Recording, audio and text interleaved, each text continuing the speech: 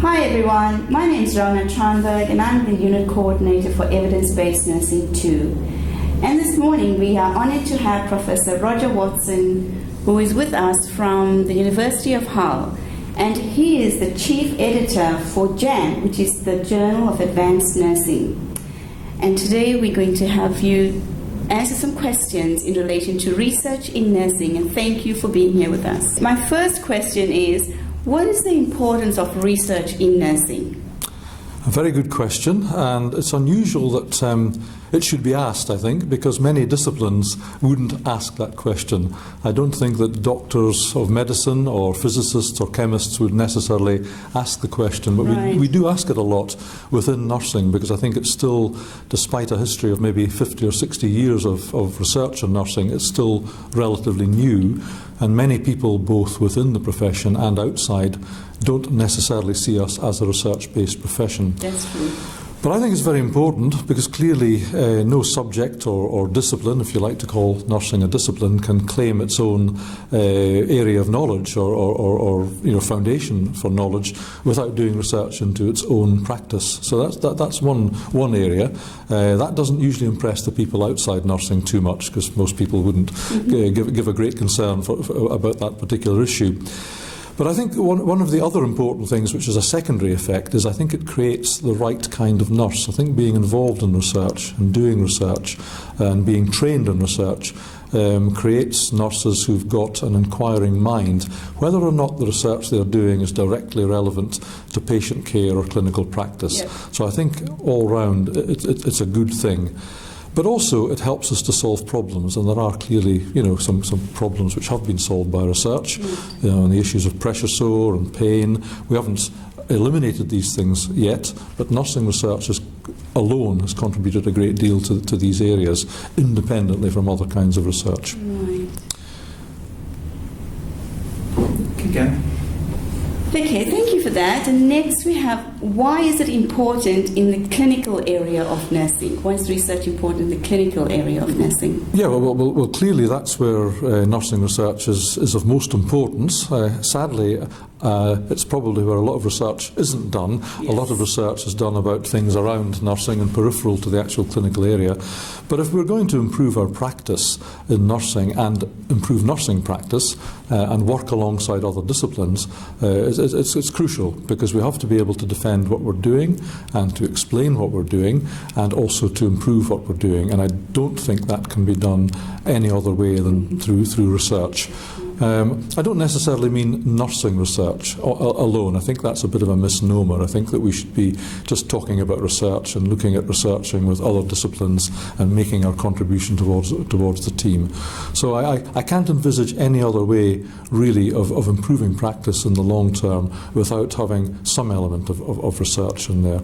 Otherwise we're just being told what to do by other people or exchanging opinions, and your opinion's just as good as mine. And I would imagine, having talked about nursing in the clinical area, I think maybe you can give us some thoughts around how do researchers identify health problems that needs to be investigated? Yeah, sure.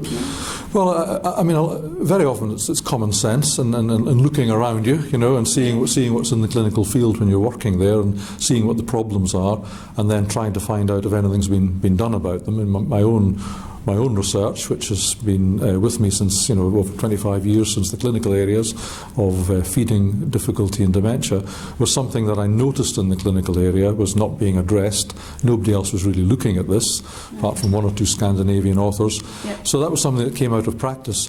But in order to establish whether there is research out there to help you solve the problem, I think the area of systematic reviewing by whatever method, which has really become an art form these days, I think that's one of the crucial ways to identify health problems and to identify whether there are answers or whether you need to do something to address it.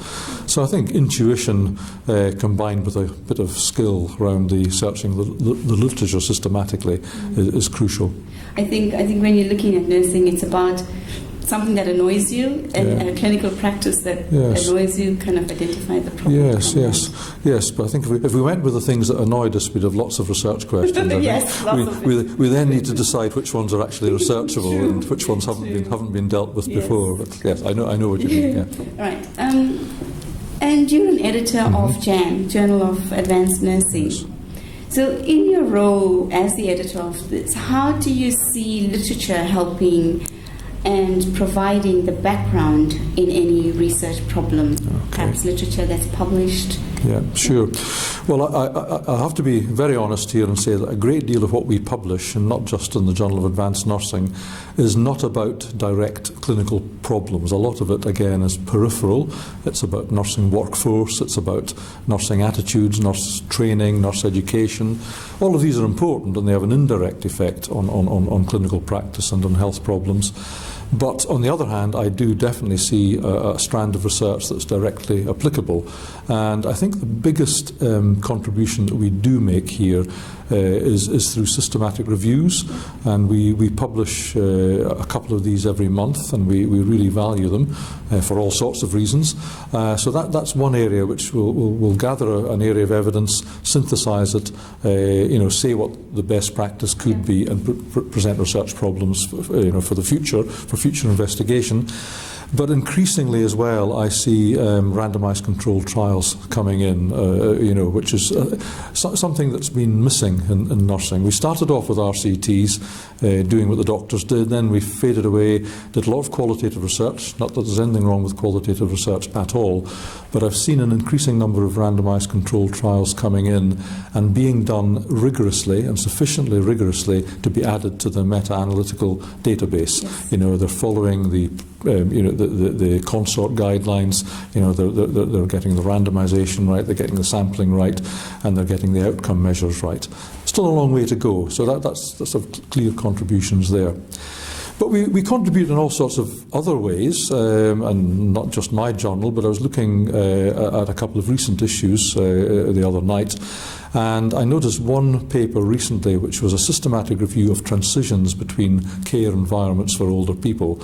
And I thought that that's very interesting, because older people often have to make a transition from home to a hospital, yes, and then to a care home. They may go back to home again, they may not, they may go into the community.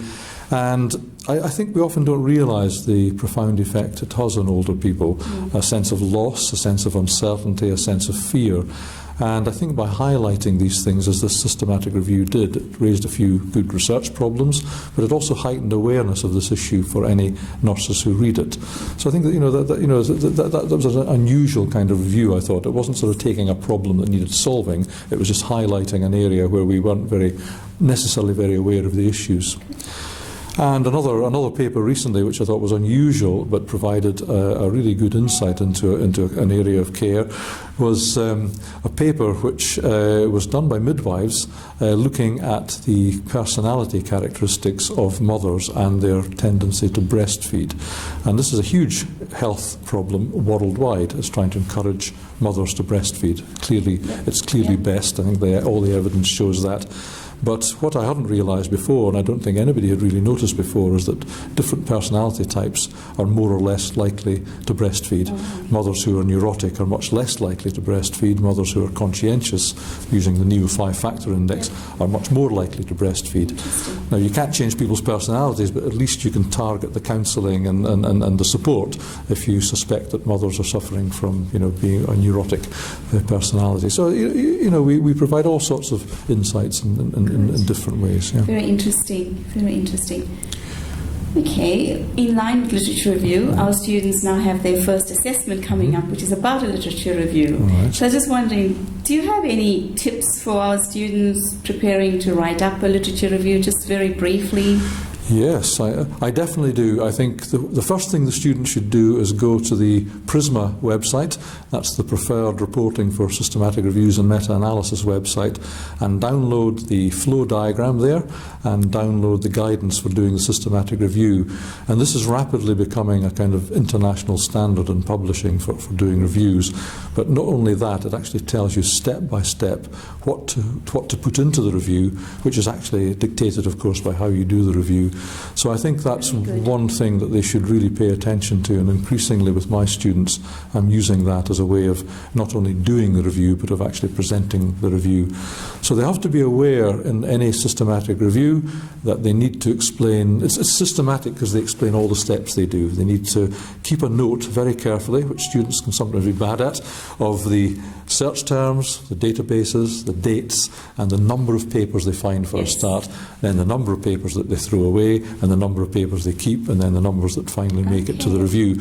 And the systematic, the PRISMA systematic review flow diagram is a way of actually keeping account of that. So that's a very mechanical way of doing it. But I think the other way to do it is to get a hold of a good journal, like Journal of Advanced Nursing, but there are others, and look at the way people write reviews and the ones that get published, and without copying, but aping the style and seeing how best people summarise evidence and get the evidence across. I think a common mistake by undergraduate students, but often with postgraduate students too, when they're doing reviews, is to write a separate paragraph for each paper and say, Watson said, Smith said, so-and-so said, and what they need to do is to try and gather them together under headings and not have this staccato way of presenting papers. And that takes a bit of skill.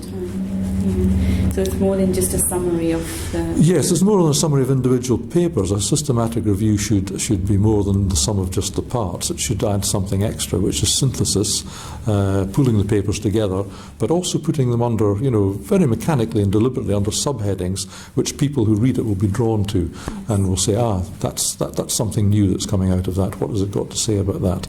And papers may appear in more than one of those subheadings. You don't just have to tick them off and say, that's that one done. There may be more than one point there. Good. I think that's going to be very great for our students to follow those few steps. And yet another question is, why is it important to have a good understanding of research, methodological approaches and research processes that aim to enable high-quality research to undertake continually? Right. Well, I mean, that's important for two reasons. One, even if you're not going to be a researcher yourself, you need to be able to read and assimilate evidence. You need to read a study and decide if it's a good one or not. If you're in a clinical area and you come across a paper that says, we found this, therefore you should do that, I think you need to say, well, wait a minute, is that a good paper?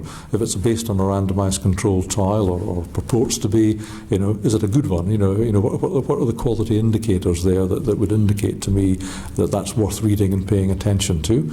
If it's a survey that shows that 50% of people prefer this, you've got to say, well, wait a minute, was that a random sample? Was the sample coerced in some way? So I think fundamental understanding of certain things like randomization, and lack of bias and how to overcome it, these things are very important in reading research. But of course, if you come to doing research, which is the other side of the provider end of the research spectrum, clearly, in order to get research money, in order to make sure that your research is paid attention to by other people and gets published, you need to have a profound understanding of the research methods that you're using. Nobody can have an understanding of all the methods. People tend to be either qualitative or quantitative. Within the quantitative field, they tend to be survey researchers and psychometricians or randomised controlled trialists or whatever. I think what you need to do is find the methods that best address the problems in your area and become really good at them and understand everything you can about them. And that way you gain some credibility, you get some publications, you get more money, and you get to do more research. That's good. I think that's really good. And yet another one is, as you've pointed out, the health problems and literature review. How does this inform the choice of research methodology and design? Yeah, okay. We've covered that a little bit, but just if you could expand on that a little bit more. Yeah, no, I think that's very good. I think being able to identify a problem and then identify the appropriate method is crucial. And I think the one thing that we mustn't do is become wedded to a method and then look for problems that will be solved by it. We're all guilty of that. I mean, True. qualitative, quantitative researchers and psychometricians, we're all guilty of it. We tend to have a method that we like to do and think, how can I apply that there, whether people want it or not? So I think we've got to be acutely aware of the kind of problems that we're trying to solve, and whether we need to provide new evidence, in which case it may be a systematic review to summarise the field together. That's a bona fide research method. Do we want to test one thing against another? There's really only one way to do that. That's by some kind of experiment, whether it's an RCT or not.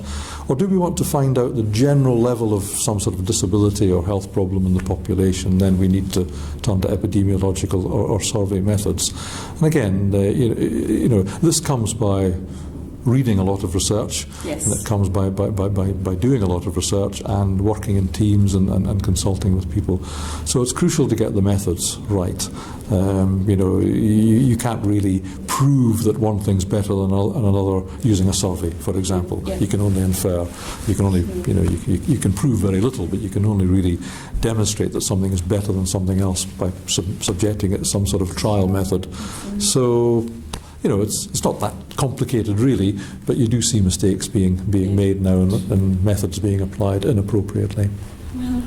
Well, I'm done with my questions, Professor Roger. But I was just wondering, overall, if you have anything to add to what we've talked about that you think would add to the interest of the student nurses in relation to research in nursing and...